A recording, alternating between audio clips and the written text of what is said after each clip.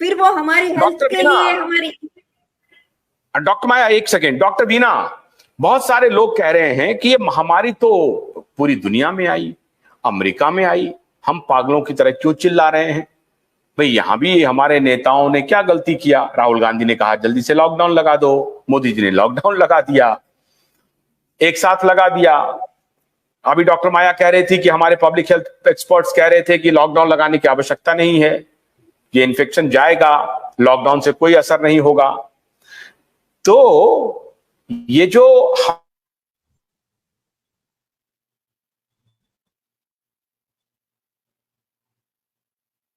हम लोग की सवाल है, ये छोटी बात नहीं है। महामारी जो आई या लाई गई, इसकी इंक्वायरी होनी चाहिए, जांच होनी चाहिए, जो गुनहगार है उसके खिलाफ कार्रवाई होनी चाहिए।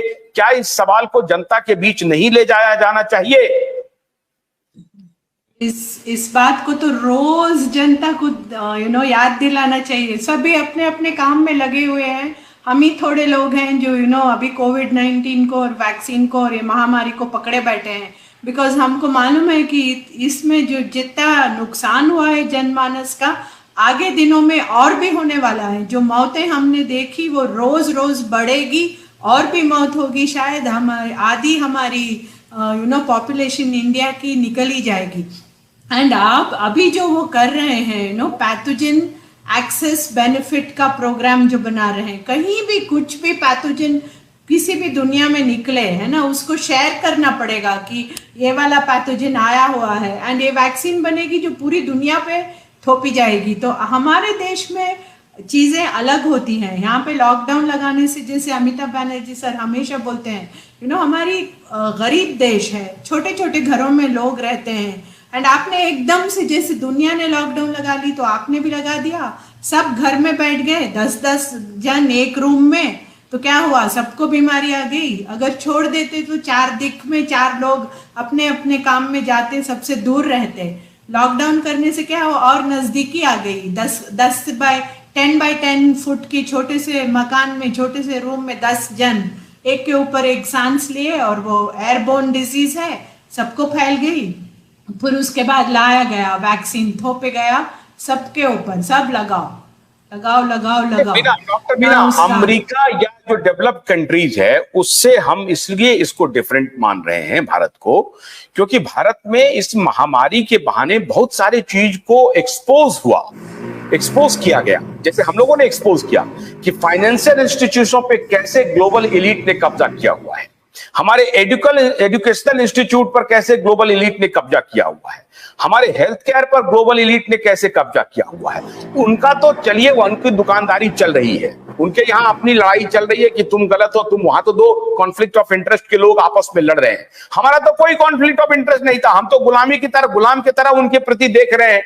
एजुकेशन में जो वो आदेश देते हैं वो हम करने लगते हैं, फाइनेंस में वो जो कहते हैं वो करने लगते हैं। डिमोनेटाइजेशन जो हुआ उसके भी बारे में ये इसी बहाने जब हम लोग शोध कर रहे थे तो पता चला डिमोनेटाइजेशन का रैकेट तो कहीं और था, और कहा गया कि यहां पर जो है सो हम नकली पैसा को निकालने के इसमें हैं, जो ब्लैक मनी है, ब्लैक मनी के ऊपर हम अटैक करने वाले हैं, और फिर कहा कि हम टेररिस्ट को खत्म करने वाले हैं। मल्टीपल आर्गुमेंट दिए गए, लेकिन इसी बहाने शोध से पता चला कि ये तो इंटरनेशनल ग्लोबलिस्ट जो हैं, वो जो अक्वायर करना चाहते हैं, वो जो इंपीरियलिज्म का जो नया स्वरूप है साम्राज्यवाद का, वो दिखने लगा। तो डॉक्टर बैनर्जी, मैं और आप बीना, आपसे भी ये आखिरी सवाल है कि महामारी के माध्यम से ये बात लोगों को बताना पड़ेगा या लोगों को जानकारी देनी पड़ेगी कि कैसे ग्लोबलिस्ट पावर आपको गुलाम बनाने के नए तरीके ढूंढ लिए हैं, इजाद कर लिए हैं।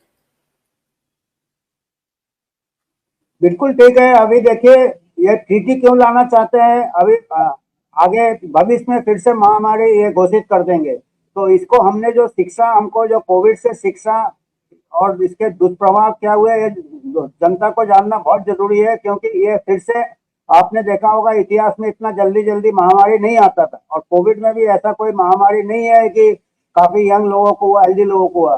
तो हमको इसलिए सतर्क रहना चाहिए कि अभी ऑलरेडी इन्होंने डिजीज एक्ट, पैंडेमिक एक्ट के नारे लगाना चालू कर दिया है, और जो ग्लोबल ट्रीटी जैसे तैसे ये लाने के इसमें है, तो हमेशा पूछना चाहिए, जितने भी हमारे प्रतिनिधि है इलेक्टेड या नए गवर्नमेंट के आएंगे, तो हमारे लोगों को रेस करना चाहिए क्वेश्चन इसके बारे में, तभी डेमोक्रेसी हमारा वाइब्रेंट रहेगा। अदरवाइज डेमोक्रेसी एक प्रकार से खत्म ही हो गया है ये महामारी के बाद। क्या चाहती हैं? या मैं लोगों को close ये करूं?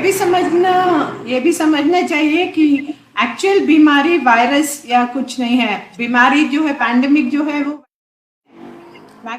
पैंडेमिक आ रही है तो उसको लाया जा रहा है नो।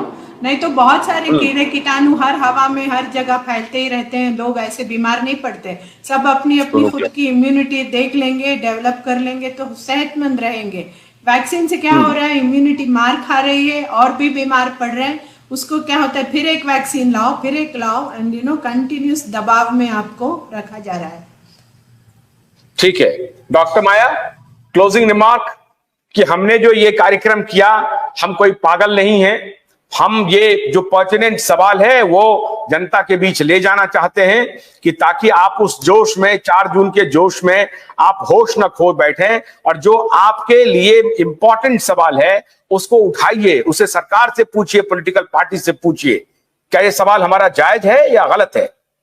हाँ, क्योंकि देखिए ये जैसे अभी डॉक्टर वीना भी बता रही थी, ये लोग तैयारियां कर रहे हैं। अभी एकदम बड़ी बीमारी नहीं लाएंगे तो ये बर्ड फ्लू का चला है, जो कि कोई इंसानों के लिए, कोई इवन पक्षियों के लिए 2 मरते हैं तो 20,000 हम मार डालते हैं। इस तरह से एक हाव पैदा करना एक के बाद चालू ही रहने वाला है।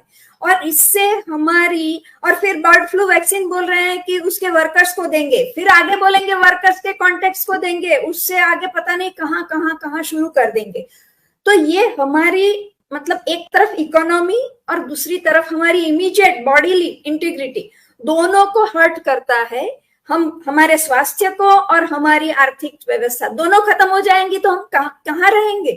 और ये हमारी ये जो डेमोक्रेसी है हमको कहीं बोलने का हक नहीं दे रही है इन चीजों के बारे में, क्योंकि जो मीडिया उसका तो इसलिए ये बात आगे लोगों की नजर में नहीं है कि कितना बड़ा षड्यंत्र चल रहा है, वो तो लाना ही पड़ेगा और आगे लाना पड़ेगा।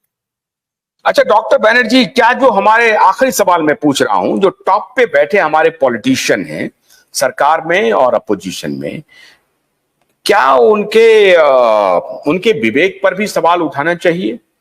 क्या आपको लगता है कि हमारी जो पॉलिटिकल लीडरशिप है वो उतनी कॉम्पिटेंट अब नहीं है, जो इंटरनेशनल ग्लोबल इंपीरियलिज्म को ठीक से नहीं समझ पा रही है, या खूब समझ रही है, ये उनके साथ मिलकर के अपना धंधा चला रहे हैं और आम जनता को बेवकूफ बना रहे हैं?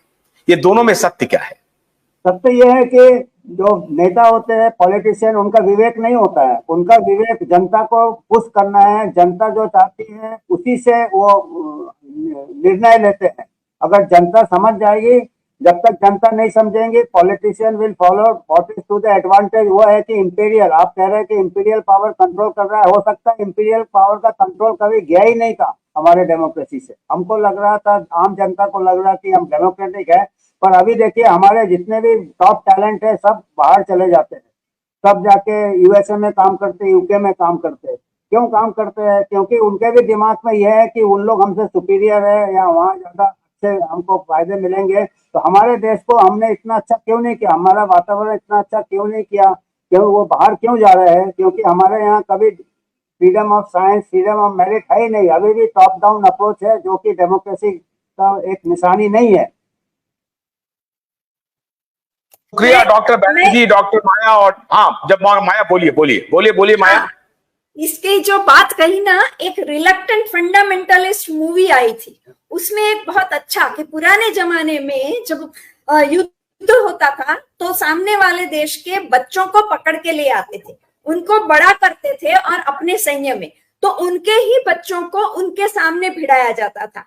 तो आज यही चल रहा है कि हमारे इंटेलेक्चुअल्स को परदेश ले जाके, अभी क्या है, क्या गूगल बोलो, क्या ये बोलो, सब कंपनियां जो इस महामारी में भी उन सब ने इसमें मतलब वैक्सीन और उसी की तरफ उनका झोंक रहा, तो हमारे ही देश के लोगों को उस तरह अब वहां तैयार किया जाता है कि हमारे ही देश के विरुद्ध पॉलिसीज को वो इम्प्लीमेंट कर रहे हैं।